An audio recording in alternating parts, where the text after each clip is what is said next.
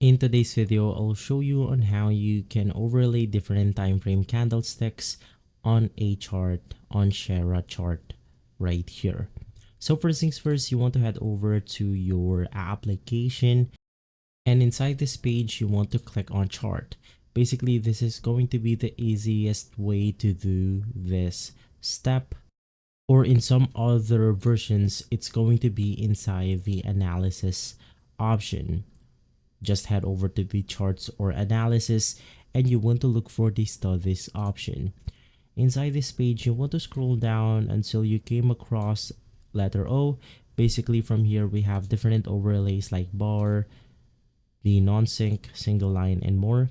In my case, I'm going to be overlaying a bar right here, so I'll double click on it, and from here we then have our own overlay. I'm just going to click on settings, and from here you then want to simply adjust your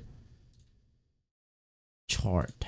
So I'm mostly going to leave this at default, but of course you can just modify and tweak a couple of settings right here, and from there we will be able to overlay different timelines here on our Shara chart. Of course, there's another options like the non-sync and the other one, so let's go ahead and put this one right here.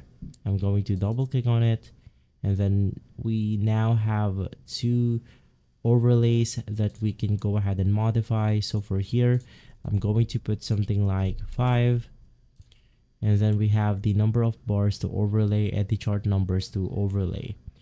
I'm just going to click on the apply button, and from there, as you can see, we have added a new overlay on our candlestick on Shara chart with a different time frame.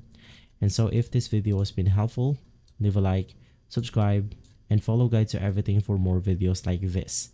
Thanks for watching.